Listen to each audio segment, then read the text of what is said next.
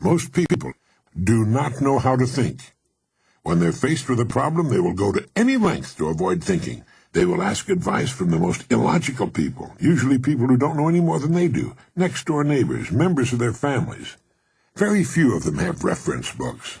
But much more important than that, only one in I don't know how many thousands will take a large notepad, write the problem at the top of the page, and then deliberately turn on his or her thinking apparatus. But some people do think. They do indeed. In order to reflect a moment on the human mind, consider what it's accomplished. As you do, realize that we are developing so rapidly that we've come further in the realm of progress in the past 50 years than in all the preceding 10,000 years of human civilization. Of all the scientists who ever lived, it's estimated that 90% of them are alive today. We've reached in the area of ideas and human advancement a plateau so high it was undreamed of by even the most optimistic forecasters as recently as 30 years ago. But every new idea triggers additional ideas, so that now we're in an era of compounding advancement on every front and in every area that stagger the imagination. The harnessing of the power of the sun in our atomic plants and ships, the speed of light computers which in minutes save months and years of calculating drudgery. Every man-made thing you see and touch spawned from the most powerful agency in the world, the human mind. Dr. Harlow Shapley of Harvard has said that we're now entering an entirely new age of man. He calls it the Psychozoic age, the age of the mind. And you, my friend, own one, free and clear. Now let's look at a few facts. The 40-hour week long standard is in imminent likelihood of being even further shortened. This means that the average working person has, at his disposal, an enormous amount of free time. In fact, if you will total the hours in a year and subtract the sleeping hours, if he or she sleeps 8 hours every night, you'll find that this person has about 6,000 waking hours, of which less than 2,000 are spent on the job. Now, this leaves 4,000 hours a year when a person is neither working nor sleeping. These can be called discretionary hours with which that person can do pretty much as he or she pleases. So that you can see the amazing results in your own life, I want to recommend that you take just 1 hour a day, 5 days a week, and devote this hour to exercising your mind. You don't even have to do it on weekends. Pick 1 hour a day on which you can fairly regularly count. The best time for me is an hour before the others are up in the morning. The mind's clear, the house is quiet, and if you like, with a fresh cup of coffee, this is the time to start the mind going. And here's one good way to do it. During this hour every day, take a completely blank sheet of paper.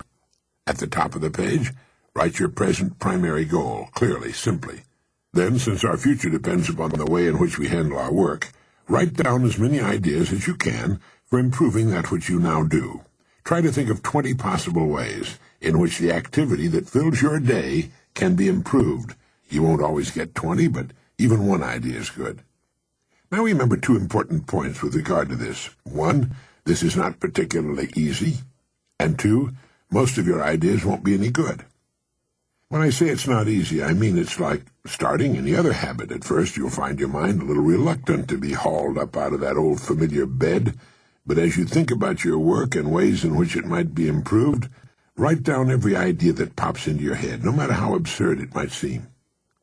Let me tell you what'll happen.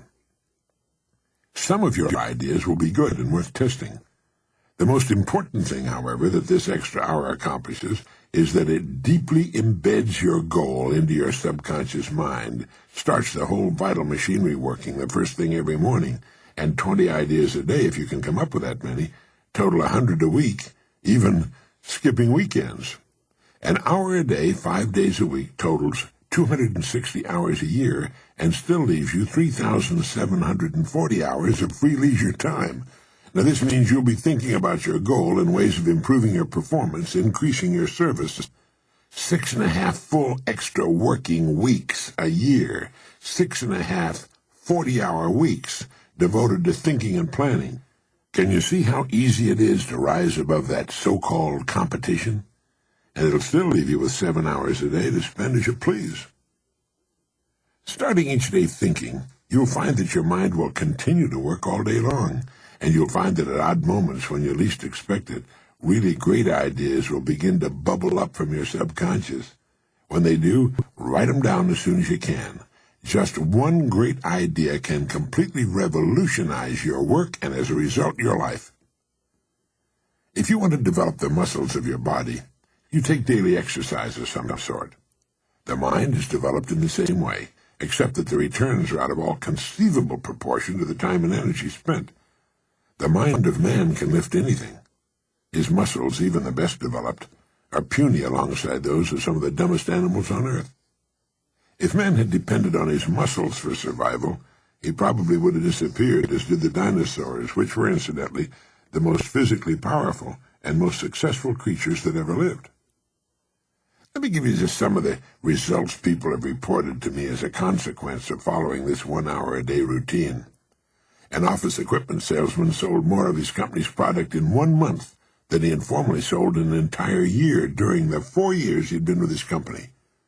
A Sunday school teacher with 5 pupils set a goal of 30 pupils. Her last letter told me she now has a class of 25. She's almost reached her goal. I've used this system for years, and it's given me some of the most gratifying and rewarding experiences of my life. And it costs only 5 hours a week. 5 hours out of 168. Is it worth it? It's like spending 5 hours a week digging in a solid vein of pure gold, because your mind is all of that and much more. Each time you write your goal at the top of the sheet of paper, don't worry or become concerned about it. Think of it as only waiting to be reached, a problem only waiting to be solved.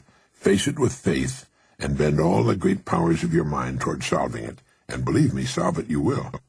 You know, this puts each of us in the driver's seat.